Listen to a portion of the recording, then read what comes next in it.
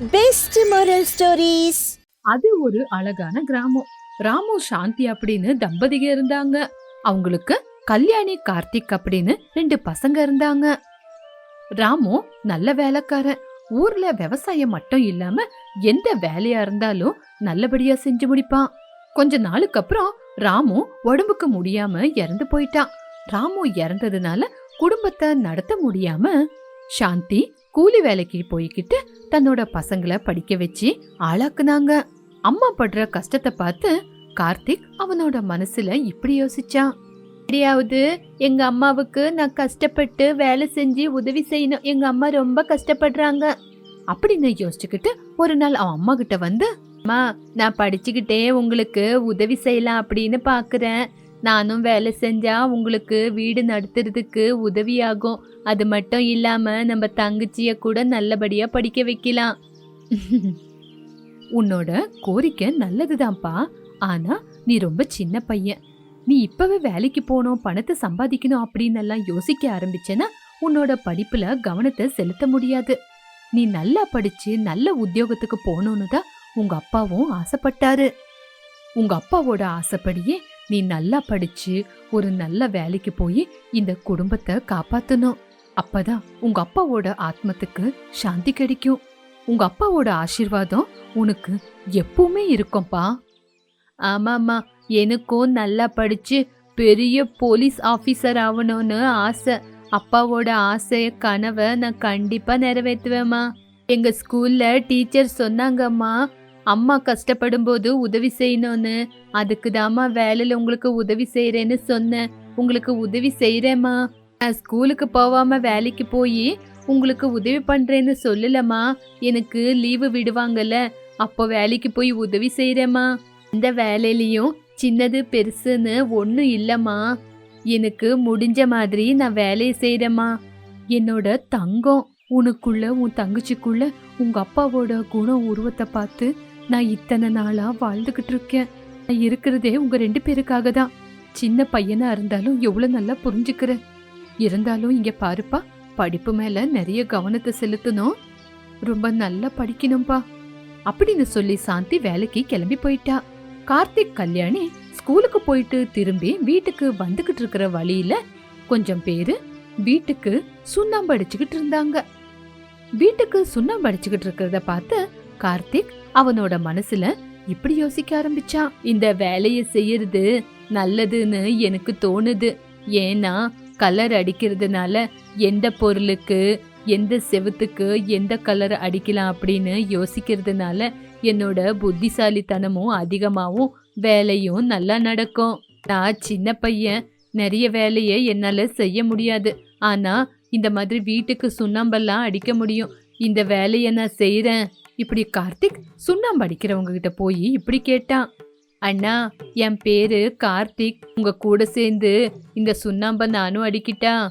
நான் உங்ககிட்ட வேலைக்கு வரேன். ஸ்கூலுக்கு போயிட்டு மிச்ச சமயத்துல இந்த வேலைக்கு நானும் வரேன். எனக்கு வேலைய கத்து கொடுக்குறீங்களா? எங்க அப்பா இறந்து போயிட்டாங்க. எங்க அம்மா ஒத்தையிலேயே ரொம்ப கஷ்டப்படுறாங்க. ரொம்ப கஷ்டப்பட்டு என்னையும் என் தங்கச்சியும் படிக்க வைக்கிறாங்க. அதனாலதான் எனக்கு லீவ் விடும்போது எங்க அம்மாவுக்கு உதவி செய்யலான்னு உங்ககிட்ட வேலை கேட்க வந்தேன். தயவு செஞ்சு எனக்கும் வேலையை கத்து கொடுத்து வேலையில சேர்த்துக்கிறீங்களா? அப்போ சுந்தர் கார்த்திகை பார்த்து, இங்க பாருப்பா கார்த்திக், நீ ரொம்ப சின்ன பையன். வேலை செய்யணும்னு உன் மனசுல நிறைய ஆர்வம் இருக்கு. ஆனா உன்னால இந்த வேலையை செய்ய முடியுமா? உன்னை பார்த்தா உனக்குள்ள வேலை செய்யணும், எந்த வேலையா இருந்தாலும் செஞ்சு முடிக்கணும் அப்படின்ற ஆர்வம் இருக்கிற மாதிரி தெரியுது. உனக்கு லீவு கிடைக்கிற நாள்ல கண்டிப்பா எங்க கிட்ட இந்த வேலையை செய்யவா? நாங்க சுண்ணாம்பு அடிக்கும் போது எந்த செவத்துக்கு எந்த கலரை அடிக்கிறோன்னு பத்திரமா பாத்துக்கோ. அதுக்கப்புறம் நீயும் எங்க கூட சேர்ந்து சுண்ணாம்படி. நீயே சொந்தமா செவருக்கு சுண்ணாம்பு அடிக்கலாம். நீ செய்யற வேலைக்கு நானும் உனக்கு காசு தரேன். அண்ணன், ரொம்ப சந்தோஷங்க அண்ணன். என்னோட கஷ்டத்தை கண்ணீரை நீங்க புரிஞ்சுக்கிட்டு இருக்கீங்க. உங்களுக்கு நான் கோடி கோடி கடமைப்பட்டிருக்கேன். எனக்கு ரொம்ப சந்தோஷமா இருக்கு. அதுக்கப்புறம் 2 நாளுக்கு அப்புறம் ஞாயிற்றுக்கிழமை வந்தது. கார்த்திக் சுந்தர் கூட சேர்ந்து சுண்ணாம்படிக்க ஆரம்பிச்சான். ஒரே நாள்ல கார்த்திக் சுண்ணாம்படிக்க கத்துக்கிட்டான். அத பார்த்து சுந்தரும் ரொம்ப சந்தோஷப்பட்டான். மறுவது நாள்ல இருந்து அவனே சொந்தமா சுயமா சுண்ணாம்படிக்க கத்துக்கிட்டான். அத பார்த்து சுந்தர் கார்த்திக் கிட்ட, கார்த்திக், நீ செய்யற வேலைய பார்த்தா உன் வயசுக்கும் உன்னோட வேலைக்கும் சம்பந்தமே இல்லாத மாதிரி இருக்கு. இவ்வளோ வருஷமா நான் இந்த வேலையை செஞ்சுக்கிட்டு இருக்கேன். உன்ன மாதிரி வந்த உடனே யாருமே வேலைய கத்துக்கல. உனக்கு ஏதோ ஒண்ணு சாதிக்கணும் அப்படிங்கிற குறி இருக்கு. நீ நல்லா படிச்சு நல்ல உயர்ந்த இடத்துக்கு போவ அப்படின்னு என்னோட உள் மனசு சொல்லிக்கிட்டு இருக்கு. ஏன்னா கஷ்டம்னா என்னன்னு உனக்கு தெரியறதுனால. அது மட்டும் இல்லாம உனக்குள்ள எனக்கு இன்னொரு விஷயமும் தெரியுது. நீ கஷ்டப்பட்டு வேலை செய்யாம இஷ்டப்பட்டு வேலை செய்யற இந்த குணம்தான் உன்னை ரொம்ப உயர்ந்த இடத்துக்கு கொண்டு போக போகுது அப்படி சொல்லி கொஞ்சம் பணத்தை கையில கொடுத்து அனுப்பி வச்சான். கார்த்திக் கூட காசை கொண்டு வந்து அம்மா கிட்ட கொடுத்தான். அவங்க அம்மா காசை வாங்கிக்கிட்டு ரொம்ப சந்தோஷப்பட்டு, அப்பா கார்த்திக், எனக்கு ரொம்ப சந்தோஷமா இருக்குடா. உன்னோட பிஞ்சு கையில காசு கொண்டு வந்து கொடுக்கும்போது சொல்ல முடியாத அளவுக்கு எனக்கு சந்தோஷமா இருக்கு. என்னதான் நீ வேலைக்கு போயிட்டு வந்தாலும் நீ கஷ்டப்பட்டு படிச்சா மட்டும்தான் நீ உயர்ந்த இடத்துக்கு போவ. நீ இப்படி கஷ்டப்பட்டு வேலை செஞ்சுக்கிட்டு வந்து காசு கொடுக்கறது எனக்கு ரொம்ப கஷ்டமா இருக்குப்பா. ஒரு வார்த்தை மட்டும் ஞாபகம் வச்சுக்கோ, எந்த மாதிரி நிலைமை வந்தாலும் நீ படிப்பை மட்டும் விடக்கூடாது. படிப்பை எப்பவுமே விட மாட்டேன்னு எனக்கு வாக்கு கொடு. அம்மாக்கு வாக்கு கொடுறா. அம்மா, நீங்க என்ன தப்பா புரிஞ்சிருக்கீங்க. நான் நீங்க கஷ்டப்படுறத பார்க்க முடியாம தான் உங்களுக்கு கொஞ்சம் உதவியாகும்னு நான் கஷ்டப்பட்டு வேலைக்கு போறேன். ஆனா எந்த ஒரு காரணத்தினாலையும் நான் படிக்காம இருக்க மாட்டேன். கண்டிப்பா நல்லபடியா படிச்சு நல்ல உயர்ந்த இடத்துக்கு கண்டிப்பா வருவேம்மா. என் மேல சந்தேகப்படாதீங்கம்மா அப்படின்னு சொல்லி ஸ்கூலுக்கு கிளம்பி போனா. இப்படி கொஞ்ச நாளாச்சு. கார்த்திக் 10th எக்ஸாம் எழுதுனா. எக்ஸாம் ரிசல்ட்டுக்காக காத்துக்கிட்டு இருந்தான். கொஞ்ச நாள் லீவ் விட்டு இருந்தாங்க. அந்த லீவ்ல கூட சுந்தர் கூட சேர்ந்துக்கிட்டு வேலைக்கு போனான். இப்படி வேலைக்கு போய் அந்த காசை கொண்டு வந்து அவங்க அம்மா கிட்ட கொடுத்தான். அவங்க அம்மா சந்தோஷப்பட்டாங்க. இப்படி கொஞ்ச நாள் ஆச்சு. 10th ரிசல்ட்ல இடி ஸ்டேட்டுக்கே அவன் தான் முதல்ல இருந்தான். கார்த்திக் மேல் படிப்புக்காக பட்டணத்துக்கு போக வேண்டிய அவசியம் வந்துச்சு. ஆனா அவனோட துராதிருஷ்டம், அவன் போற நேரத்துல அவங்க அம்மா படுத்த படுக்கை ஆயிட்டா. அப்பா கார்த்திக், நீ ரொம்ப துராதிருஷ்டசாலிடா. நல்லபடியா படிச்சு 10th எக்ஸாம்ல இடி ஸ்டேட்டுக்கே முதல் இடத்துல வந்திருக்க. ஆனா நீ பெரிய படிப்பு படிக்கிறதுக்காக பட்டணத்துக்கு போக வேண்டிய நேரத்துல நான் இப்படி படுத்த படுக்கையா ஆயிட்டேன். இதுக்கப்புறம் உன்னை யாரு படிக்க வைப்பா? உன் தங்கச்சியை யாரு படிக்க வைப்பா? என்ன யாருடா பாத்துக்குவாங்க? எனக்கு என்ன சொல்றதுன்னே தெரியல. அந்த கடவுள் உனக்கு நல்ல படிப்பை கொடுத்தான். ஆனா நீ முன்னாடி மேல் படிப்புக்காக பட்டணத்துக்கு போக வேண்டிய அவசியம் வந்த உடனே உன்னோட படிப்பை புடுங்கிக்கிறான். நீ மட்டும் வெளியூர் போயிட்டேனா என்ன யாரு பாப்பா? உன் தங்கச்சிய யாரு பாப்பா? நீதான்ப்பா எல்லாத்தையும் பாத்துக்கணும். இவ்வளோ சின்ன வயசுல அந்த கடவுள் வீட்டை பொறுப்பெல்லாம் உன் தலைமையில போட்டுட்டான். அம்மா, ஏமா நீங்க அழுவுறீங்க? அழுவாதீங்கம்மா. நான் வீட்ல இருந்து படிக்கிறேன், பட்டணத்துக்கு போக மாட்டேன். வீட்ல இருந்து படிச்சு உங்களையும் தங்கச்சியும் நான் சம்பாதிக்கிற காசுல பத்திரமா பாத்துக்கிறேம்மா. தங்கச்சிய நானே படிக்க வைக்கிறேம்மா. வீட்டு வேலை வெளி வேலைன்னு எல்லாத்தையும் நானே பாத்துக்கிறேன். அப்பா கார்த்திக், வீட்ல இருந்துகிட்டு எப்படிப்பா நீ படிக்க முடியும்? நீ படிக்கிறதுக்காக உங்ககிட்ட புத்தகமும் இல்லை. இனிமே எப்படிடா படிப்ப? புத்தகத்தை வாங்கணும் அப்படின்னா நம்ம கிட்ட காசு கூட இல்லையே. அம்மா, அந்த கடவுள் நல்ல வழியை தான் காட்டியிருக்காரு. நம்மளுக்கு கஷ்டத்தை கொடுத்தா மட்டும்தான் நம்மளுக்குள்ள தன்னம்பிக்கை அதிகமாயி நம்ம வளரணும்னு பாக்குவோம். அந்த கடவுள் நம்மள சோதிக்கிறான், அவ்வளவுதாம்மா. அதுக்குதான் அந்த கடவுள் நம்மள இந்த நிலைமைக்கு கொண்டு வந்திருக்கான். இப்படி கார்த்திக் ஒவ்வொரு நாளும் வேலைக்கு போய் அந்த காசை கொண்டு வந்து அம்மாவை பார்த்துக்கிட்டு தங்கச்சியும் படிக்க வச்சான். கார்த்திக் படிக்கணும் அப்படிங்கிற ஆர்வத்துல தன்னோட ஃப்ரெண்ட்ஸு கிட்ட போய் புக்ஸ் எல்லாம் வாங்கிட்டு வந்து எக்ஸாமுக்கு நோட்ஸ் எல்லாம் எழுதிக்கிட்டு இருந்தான். இப்படி கொஞ்ச நாள் ஆச்சு. கார்த்திக்கோட கஷ்டத்தை பார்த்து டீச்சர்ஸுங்க கூட புக்கெல்லாம் கொடுத்தாங்க. இப்படி கார்த்திக் பிரைவேட்டா எக்ஸாம் கட்டுனான். பிரைவேட்டா எக்ஸாம் கட்டி கார்த்திக் நல்லபடியா எக்ஸாம் எழுதி முதல் இடத்துல வந்தான். அவனோட புத்திசாலித்தனத்தை பார்த்து டீச்சர்ஸுங்களும் என்கரேஜ் பண்ணாங்க. கார்த்திக் அவனோட பிரைவேட் எக்ஸாம்ல அவனோட ஃப்ரெண்ட்ஸோட உதவியால டீச்சர்ஸோட உதவியால நல்ல உயர்ந்த இடத்துக்கு வந்தான். இருந்தாலும் அவனுக்கு உயர்ந்த இடத்துக்கு போகணும்னு ஆசை இருந்துச்சு. அது என்ன அப்படின்னா இன்னும் மேல் படிப்பு படிக்கணும்னு ஆசைப்பட்டான். அதுக்கு என்ன பண்ணணும்னு தெரியாம யோசிக்க ஆரம்பிச்சான். அப்பதான் அவனுக்கு ஒரு யோசனை வந்தது. 60 நாள் சுந்தர் கூட சேர்ந்து வேலைக்கு போனான். கார்த்திக், நீ ஸ்கூலுக்கு போலனாலும் பிரைவேட்டா எக்ஸாம் கட்டி நல்ல மார்க் எடுத்திருக்க. கஷ்டப்பட்டதுக்கும் உனக்கு நல்ல பிரதிபலம் தான் கிடைச்சிருக்கு. ஆனா நீ வேலைக்கு வரலனா உன்னோட வீட்டு நிலைமையும் ரொம்ப மோசமாயிடும். நீ படிக்கலனா படிப்பும் கெட்டு போயிடும். இப்போ என்ன பண்ணணும்னு யோசிச்சிருக்க? ஆமா அண்ணன், அததான் நானும் யோசிக்கிறேன். நான் வேலைக்கு வரலனா என்னோட அம்மா தங்கச்சிய யார் பாத்துக்குவான்? ஒரு நாள் நான் வேலைக்கு வரலனா அன்னைக்கு நாங்க எல்லாருமே பட்னில தான் இருக்கணும்.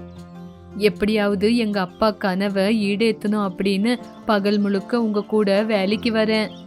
சாயங்காலம் என்னோட ஃப்ரெண்ட்ஸு கிட்ட போய் நோட்ஸு டெக்ஸ்ட் புக் எல்லாம் கலெக்ட் பண்ணி வந்து எப்படியும் கஷ்டப்பட்டு படிச்சேன். அதுக்கு தாண்டா நான் உனக்கு முதல்லயே சொன்னேன், நீ ஏதோ சாதிக்கணும்னு நினைச்சிருக்கிற பையன். நீ எதை வேணா சாதிக்குவ. உனக்கு என்ன சாதிக்கணும்னாலும் எந்த நேரமா இருந்தாலும் பரவாயில்ல, என்னவா இருந்தாலும் பரவாயில்ல, என்கிட்ட நீ உதவி கேளு. என்னால முடிஞ்ச உதவிய உனக்கு நான் கண்டிப்பா செய்யறேன். கண்டிப்பா அண்ணன், இந்த ஊர்லயே எனக்கு உதவி செய்யணும்னு நினைக்கிறவர்ல நீங்க தான் முதல்ல. எனக்கு என்ன உதவி வேணாலும் கண்டிப்பா கேக்குறேன். இப்படி கொஞ்சம் நாளாச்சு. போலீஸ் எக்ஸாம் எழுதுறதுக்கு நேரம் வந்துச்சு. கார்த்திக்கும் எக்ஸாம் எழுத போனா. கார்த்திக் கூட அந்த ஊர் தலைவனான ராமையாவோட பையன் ராஜேஷும் வந்திருந்தான். அவங்க 2 பேரும் ஒரே காலேஜ்ல எக்ஸாம் எழுதினாங்க. இப்படி கொஞ்ச நாள் ஆச்சு. எக்ஸாமோட ரிசல்ட்டும் வந்துச்சு. கார்த்திக் அந்த எக்ஸாம பாஸ் பண்ண முடியல. ஆனா அவன் கூட எக்ஸாம் எழுதின ராஜேஷ் பாஸ் ஆயிட்டான். அவனுக்கு நல்ல வேலை வந்துச்சு. ராஜேஷோட அப்பா ராமையா கார்த்திகிட்ட வந்து, என்னடா கார்த்திக், என் பையனை விட நீ நல்லா படிச்சிருவியா? அப்பா இல்லாத அனாத பையனி. ஆமா, நீ ஏதோ கூலி வேலை செய்றியாமா? நீ கூலி வேலை செஞ்சா மட்டும்தான் உன்னால பொழைக்க முடியும். அதை விட்டுட்டு ஜாபு அது இதுன்னு சுத்திக்கிட்டு இருந்தா உன்னால பொழைக்க முடியாது. முடியாத வேலைக்கு போறது நல்லதில்ல. உன்னோட தகுதிக்கு வேலை எப்பவுமே கிடைக்காது. நான் சொல்ற வேலையை செய். போய் செவுத்துக்கு சுண்ணாம்படி. அந்த செவுரானா நல்லா தெரியும். இப்படி கார்த்திக்க கேவலப்படுத்தி பார்த்தான். இருந்தாலும் கார்த்திக் எதுவுமே பேசாம அங்கிருந்து கிளம்பி போயிட்டான். இருந்தாலும் அவனோட பிடிவாதத்தனத்தை அவன் விடல. மறுபடியும் என்னால முடியும் அப்படின்னு துணிஞ்சு எக்ஸாம் எழுத போனான். மறுபடியும் எக்ஸாம் வந்துச்சு. எக்ஸாம எழுதினான். இப்படி எக்ஸாம என்னாலையும் எழுத முடியும் அப்படின்னு அடம் பிடிச்சி படிச்சு மறுபடியும் எக்ஸாம் வந்த உடனே எக்ஸாமுக்கு எழுத போனான். எக்ஸாமோட ரிசல்ட்டும் வந்துச்சு. அவன் இருக்கிற ஸ்டேட்லயே முதல் இடத்த அவன் தான் பிடிச்சிருந்தான். இப்படி கொஞ்சம் நாட்களாச்சு. கார்த்திக்கோட அம்மாவும் கொஞ்சம் கொஞ்சமா குணமடைஞ்சாங்க. கார்த்திக் ஒரு வீட்டை கூட கட்டுனான். கட்டின வீட்டுக்கு சொந்தமா அவனே சுண்ணாம்படிச்சான். இப்படி அவனோட தன்னம்பிக்கைய அதிகமாக்கிக்கிட்டான். படிச்சு மேல் மட்டத்துக்கு வந்தான். அவனோட அப்பா ஆசைய நிறைவேத்தினான். அவன் தங்கச்சிக்கு கல்யாணம் பண்ணி வச்சான். இப்படி அவங்க அம்மாவோட ஆசைய நிறைவேற்றி ரொம்ப சந்தோஷமா வாழ்ந்தான். இந்த கதை மூலியமா நம்ம தெரிஞ்சுக்க வேண்டியது என்னன்னா, தன்னம்பிக்கை இருந்தா எதை வேணாலும் சாதிக்கலாம். ஒரு காலத்துல ரொம்பவும் அழகா இருந்த ஒரு கிராமத்துல ராஜு ரோஹிணி அப்படிங்கிற தம்பதிகள் வாழ்ந்துகிட்டு இருந்தாங்க. அவங்களுக்கு வெங்கட் பார்கவி அப்படிங்கிற 2 குழந்தைங்க இருந்தாங்க. ராஜு விவசாயம் செஞ்சுக்கிட்டு வர வருமானத்துல தன்னுடைய குடும்பத்தை நல்லபடியா பாத்துக்கிட்டான். இப்படியே நாட்களும் போய்கிட்டு இருந்துச்சு. ஒரு நாள் பார்கவியும் வெங்கட்டும் வெளியில விளையாடிக்கிட்டு சண்டை போட்டுக்கிட்டு இருந்தாங்க. பசங்க 2 பேரும் ஏன் சண்டை போட்டுக்கிட்டு இருக்காங்க? அண்ணன் தங்கச்சினா எப்பவுமே பாசத்தோட ஒற்றுமையா இருக்கணும். ஆனா இவங்க 2 பேரும் ஏன் இப்படி இருக்காங்களோ? பசங்களா, எதுக்காக சண்டை போட்டுக்கிறீங்க? வெயில் காலம் வந்துருச்சு. இனி ஸ்கூலுக்கு லீவ் விட்டுருவாங்க. இவங்க தொல்லைய தாங்கவே முடியாது. அத நினைச்சாலே எனக்கு ரொம்ப பயமா இருக்குங்க.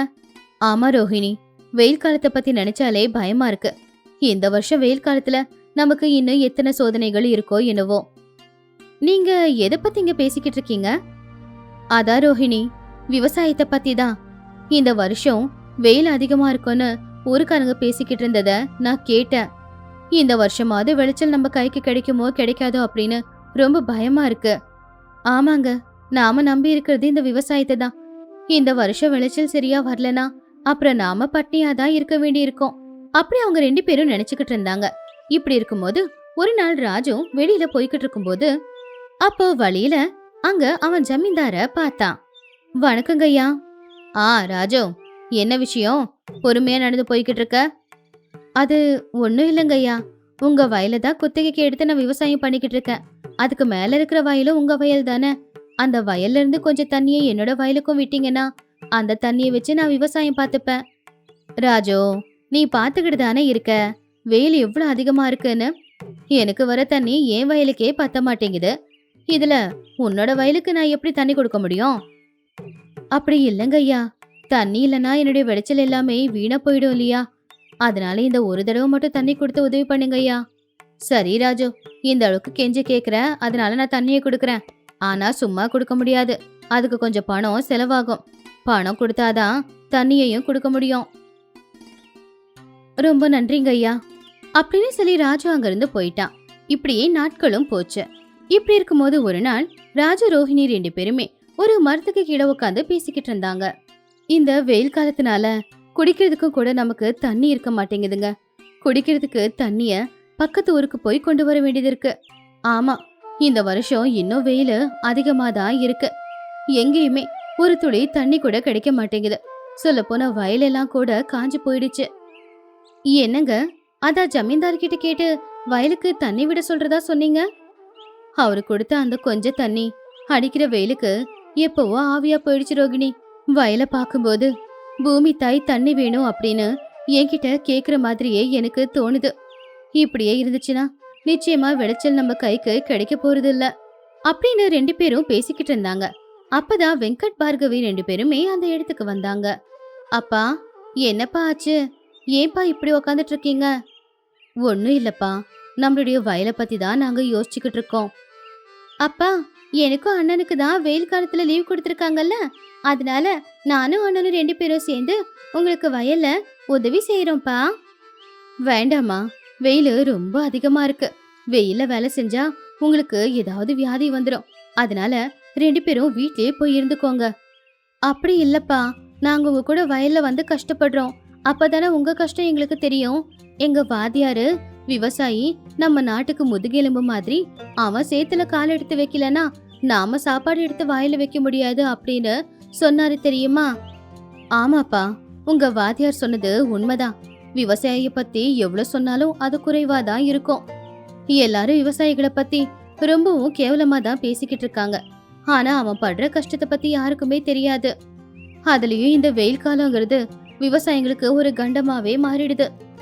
இப்படி இருக்கும்போது இந்த விவசாயத்தை விட்டுட்டு பேசாம வேற ஏதாச்சும் வேலை செஞ்சு பொழைச்சுக்கலாம்லப்பா. இந்த முடிவு சரியான முடிவு இல்லம்மா. இப்படியே எல்லாரும் விவசாயம் வேண்டான்னு முடிவு எடுத்துட்டா அதுக்கப்புறம் யாரு விளைச்சல வெளியே வைப்பா? யாரோ வெளியே வைக்காம நாம எல்லாரும் எப்படி சாப்பிடுறது? இந்த வருஷம் நஷ்டம் வரலாம், ஆனா அதுக்காக விவசாயத்தை விட்டுடணும்னு நினைக்காம கஷ்டப்பட்டு கடன் வாங்கியாவது விளைச்சல வெளியே வைக்கிறவன் தான் விவசாயி அப்படின்னு ராஜு அவங்க பிள்ளைங்க கிட்ட சொல்லிக்கிட்டு இருந்தான். இப்படி ராஜு விவசாயத்தை நம்பிதான் அவனுடைய வாழ்க்கைய வாழ்ந்துகிட்டு இருந்தான். வெயில் அதிகமா இருக்கிறதுனால ஊர்ல ஒரு புல்லு கூட முளைக்கவே இல்ல. அதனால பசுமாடுகளுக்கு சாப்பாடு போட கூட புல்லு கிடையாது. அதனால ராஜுவோட வீட்டுல இருக்கிற 2 காளை மாடுங்க சத்தமா கத்துச்சுங்க. அடடா, எதுக்குங்க இவங்க 2 பேரும் இப்படி கத்துறாங்க? எனக்கு ஒண்ணுமே புரியலையே. நமக்கு குடிக்க தண்ணி கிடைக்காத மாதிரி பாவம் பசுமாடுங்களுக்கு சாப்பிட புல்லு கிடைக்க மாட்டேங்குது ரோகிணி. நான் ஊரெல்லாம் தேடிட்டு வந்துட்டேன், ஆனா எங்கேயுமே ஒரு கட்டு புல்லு கூட கிடைக்கல. ஆமாங்க, நாம எப்படி பட்டினியா இருக்கோமோ இந்த மாடுங்களும் அப்படியே பட்டினியா தான் இருக்கு. ஆமா, சரியான சாப்பாடு இல்லைங்கிறதுனால பாவம் இந்த 2 மாடுங்களும் ரொம்ப பலவீனமா ஆயிடுச்சு. அதனால வயல்ல சரியா வேலை கூட செய்ய முடியறதில்ல. பக்கத்தூருக்கு போய் மாட்டுக்கு தீவனத்தை வாங்கிட்டு வந்து போடலானாலும் கூட அதுக்கும் நம்ம கிட்ட பணம் இல்லையே அப்படின்னு வருத்தப்பட்டாங்க. இருக்க இருக்க வெயில் அதிகமாயிக்கிட்டே இருந்துச்சு. ஊர்ல குளம், குட்டை, கிணறு எல்லாத்துலயுமே தண்ணி சுத்தமா வத்தி போச்சு. இந்த வெயில பார்த்து ஊஜனங்க யாருமே வீட்டை விட்டு வெளியில வராம வீட்டுக்குள்ளேயே தான் இருந்தாங்க. இது இப்படி இருக்கும்போது ஒரு நாள் ராஜு ரோஹிணி 2 பேருமே அவங்க வயலுக்கு போய் பார்த்தாங்க. அங்க போய் பார்க்கும்போது வயல்ல ஒரு சொட்டு தண்ணி கூட இல்லாம விளைச்சல் எல்லாமே காஞ்சி போச்சு. வயலும் வெடிச்சு போயிருந்துச்சு. அத பார்த்து ராஜு ரொம்பவுமே வருத்தப்பட்டான். அவ அதே வருத்தத்தோட ரோஹிணி கிட்ட, ரோஹிணி, இப்படியே இருந்தா இந்த வருஷம் விளைச்சல் நமக்கு கிடைக்காதுன்னு தோணுது. எனக்கு இதை பார்க்கும்போது ரொம்ப கஷ்டமா இருக்கு. இந்த தடவை மழையும் அதிகமா பெய்யலைங்கிறதுனால நிலத்தடி தண்ணியும் கம்மியா தான் இருக்கும். அதனாலதான் தரை இப்படி காஞ்சு போயிருக்கு. நீ ஒண்ணு பண்ணு, வீட்டுக்கு போய் 2 குடத்தை எடுத்துக்கிட்டு வா. சரிங்க அப்படின்னு சொல்லி வீட்டுக்கு போய் வேகமா 2 குடத்தை எடுத்துக்கிட்டு வந்தா. அப்ப அவ கூட குழந்தைங்களும் அங்க வந்தாங்க. நீங்க ஏன்பா வந்தீங்க? வெயில் ரொம்ப அதிகமா இருக்கு. 2 பேரும் வீட்டுக்கு போங்க. பரவாயில்லப்பா, நாங்களும் உங்களுக்கு ஏதாவது உதவி செய்யறோம். சரி வாங்க அப்படின்னு பக்கத்து ஊரு ஆத்துல இருந்து தண்ணிய குடத்துல எடுத்துட்டு வந்து அவங்க வயலுக்கு ஊத்திக்கிட்டு இருந்தாங்க. ஆனா எவ்வளவுதான் தண்ணி ஊத்துனாலும் தண்ணி எல்லாத்தையுமே வயல் இழுத்துக்குச்சே ஒழிய தேங்கவே இல்ல. தினமும் இதே மாதிரி வயலுக்கு போய் தண்ணிய கொண்டு வந்து ஊத்திக்கிட்டு இருந்தாங்க. ஒரு நாள் இப்படி தண்ணி ஊத்திக்கிட்டு இருக்கும் போது வயல விளையாடிக்கிட்டு இருந்த பார்கவி திடீர்னு மயக்கம் போட்டு விழுந்துட்டான். எவ்வளவு எழுப்புனாலும் எழுந்திருக்கவே இல்ல. அம்மாடி பார்கவி, என்னமாச்சு? எழுந்திரிமா, அம்மா பாருமா, எழுந்திரிமா அப்படின்னு எவ்வளவுதான் கூப்பிட்டாலும் பார்கவி எழுந்திருக்கல. ரோஹிணி வேற வழி இல்லாம பார்கவியோட முகத்துல தண்ணிய தெளிச்சா. உடனே பார்கவியும் எழுந்திருச்சா. அடுத்து வேற எதுவும் பண்ண முடியாம பிள்ளைங்களை கூட்டிக்கிட்டு அவங்க 2 பேருமே வீட்டுக்கு வந்துட்டாங்க. வீட்டுக்கு வந்தவுடனே டாக்டர் வந்து பார்த்து பார்கவிய செக் பண்ணி பார்த்துட்டு, ஐயா என்னங்கய்யாச்சு? என் பொண்ணு திடீர்னு மயக்க போட்டு எதுக்காக விழுந்துட்டா? அப்போ டாக்டர் ராஜு கிட்ட, ராஜு எதுக்கு இவ்வளவு பதட்டமாகற? ஒன்னும் பிரச்சனை இல்ல. வெயில் அதிகம் இல்லையா? அந்த வெயிலு குழந்தைங்களால தாங்கிக்க முடியாது. அதனாலதான் மயக்கம் போட்டு விழுந்துட்டா பார்கவி. இந்தா, இந்த மருந்து சரியா நேரத்துக்கு கொடு, எல்லாம் சரியாயிடும் அப்படின்னு சொல்லி போயிட்டாரு. ராஜு எதுவுமே பண்ண முடியாம இனி வயலுக்கு எப்படி தண்ணி ஊத்துறது அப்படின்னு யோசிச்சுக்கிட்டு அவனுடைய திண்ணையில உட்காந்து கவலைப்பட்டுக்கிட்டு இருந்தான். அப்ப அந்த பக்கமா வந்த பெரியவர் ராஜுவை பார்த்து, என்னாச்சு ராஜு, எதுக்காக இவ்வளவு சோகமா உட்காந்துக்கிட்டு இருக்க? நான் என்னன்னு சொல்றது பெரியய்யா, துளி தண்ணி இல்லாம வயலெல்லாம் காஞ்சு போய்கிட்டு இருக்கு. வெயில் தாங்க முடியாம பசங்களும் ரொம்ப கஷ்டப்பட்டுக்கிட்டு இருக்காங்க. எப்படியோ கஷ்டப்பட்டு பக்கத்து ஒரு ஆத்துல இருந்து தண்ணிய கொண்டு வந்து வயலுக்கு ஊத்திக்கிட்டு இருந்தோம். ஆனா அதுக்குள்ள என் பொண்ணுக்கு இப்படி ஆயிடுச்சு அப்படின்னு நடந்தது எல்லாத்தையுமே ராஜு சொன்னான். இந்த வருஷம் வெயில் அதிகமா இருக்கிறதுனால நம்ம ஊர்ல எல்லாருடைய வயலும் காஞ்சு போச்சு. இந்த வருஷம் உன்னுடைய நிலைமை இங்க இருக்கிற எல்லாருடைய நிலைமையும் தான். என்ன பண்றது சொல்லு? ஆமாங்க பெரியய்யா, இந்த வெயில் இப்படியே இருந்துச்சுன்னா அதுக்கப்புறம் விளைச்சல் நிச்சயமா வீணா போயிடும். என் குடும்பத்தோட நிலைமையும் ரொம்பவே கஷ்டமாயிடும். என்ன பண்றதுன்னே தெரியல. எனக்கு ரொம்ப பயமா இருக்கு. கவலைப்படாத ராஜு, ஒருத்தங்களுக்கு ஒருத்தங்க உதவி செஞ்சுக்கலாம். என்கிட்ட தண்ணி எடுக்கிற மோட்டர் இருக்கு. வேணும்னா அதை பயன்படுத்திக்கிட்டு உன்னுடைய வயலுக்கு தேவையான அளவுக்கு தண்ணிய நீ எடுத்துக்கோ. ஐயா, உங்களுக்கு ரொம்ப நன்றிங்க ஐயா. நீங்க செய்யற இந்த பெரிய உதவிய நான் என்னைக்குமே மறக்க மாட்டேன். சரி சரி ராஜு, இதுல என்ன இருக்கு? சரி என் கூட வா, என் வீட்ல நான் மோட்டர் வச்சிருக்கேன், அதை உனக்கு நான் கொடுக்கறேன். சரிங்க ஐயா அப்படின்னு சொல்லி ராஜு அந்த பெரியவர் வீட்டுக்கு போய் தண்ணி எடுக்கிற மோட்டரை கொண்டு வந்தான். ஏங்க, என்னதுங்க இது? யார் கொடுத்தாங்க? பெரியய்யா கொடுத்தாரு அப்படின்னு நடந்தது எல்லாத்தையுமே ராஜு சொன்னான். ரொம்ப சந்தோஷங்க அப்படின்னு சொல்லி அந்த மோட்டரை எடுத்துக்கிட்டு அவங்க 2 பேருமே குளத்துக்கிட்ட போனாங்க. ஆனா அந்த குளம் ஏற்கனவே தண்ணி இல்லாம வத்தி போயிருந்துச்சு. அத பார்த்த ரோஹிணி, என்னங்க இது, மோட்டர் கிடைச்சிச்சுன்னு சந்தோஷப்படுறதுக்குள்ள இப்படி ஆயிடுச்சே. என்ன பண்றது ரோஹிணி, நம்ம நிலைமை அப்படி இருக்கு. ஊர்ல இருக்கிற எல்லாருமே இந்த குளத்தோட தண்ணியை தானே பயன்படுத்துறாங்க. அதனால சீக்கிரமா தண்ணியும் தீர்ந்து போயிடுச்சு போல. அரசாங்கம் விவசாயிகளுக்கு உதவி செய்யறதுக்காக ஏதேதோ திட்டங்களை அறிவிக்கிறாங்க. அந்த திட்டத்துல இந்த மாதிரி மழை இல்லாம கஷ்டப்படுற விவசாயிங்களுக்கு உதவி செய்யறதுக்கு ஏதாவது திட்டம் இருந்தா நல்லா இருக்கும். இல்லைன்னா நம்ம விவசாயிங்க நிலைமை என்ன ஆகுறது? இப்ப நாம என்னங்க பண்ண போறோம்? இரு, பக்கத்து ஒரு குளத்துலயாவது தண்ணி இருக்கான்னு பாக்குறேன் அப்படின்னு சொல்லி பக்கத்து ஒரு குளத்தை போய் பார்த்தா ராஜு. ஆனா அங்கேயும் குளத்துல எங்கேயுமே தண்ணி இல்லைங்கிறதுனால ரொம்பவும் சோகமா திரும்ப வந்துட்டான். அவங்க 2 பேரும் எவ்வளவு கஷ்டப்பட்டாலும் அவங்க விளைச்சலுக்கு தேவையான தண்ணிய அவங்களால கொண்டு வர முடியல. அதனால அந்த வருஷம் அவங்களுக்கு விளைச்சல் எல்லாமே வீணா போய் நஷ்டமாயிடுச்சு. பொதுவா கிராமங்கள்ல வெயில் காலம் வந்துட்டா போதும் விவசாயிங்க எல்லாரும் இந்த கஷ்டத்தை தான் அனுபவிப்பாங்க. எப்படியோ ராஜு ரோஹிணி 2 பேரும் எதுவுமே செய்ய முடியாம ஏதோ கொஞ்சமா கைக்கு வந்த விளைச்சலை வித்து அந்த பணத்தை வச்சுதான் அந்த வருஷம் முழுக்க கஷ்டப்பட்டு வாழ்ந்துகிட்டு இருந்தாங்க. சரியான நேரத்துக்கு மழை பெய்யாததுனால விவசாயிங்க வயலுக்கு தேவையான தண்ணி இல்லாம விவசாயமும் செய்ய முடியாம பாவம் ரொம்பவே கஷ்டத்தை அனுபவிக்கிறாங்க. தண்ணிய வீணாக்காம முடிஞ்ச வரைக்கும் மழை பெய்யும் போது தண்ணிய சேகரிச்சு வச்சுக்கிட்டு அந்த தண்ணிய விவசாயத்துக்கு பயன்படுத்தினா விவசாயிங்களுக்கு எந்த ஒரு கஷ்டமுமே வராது.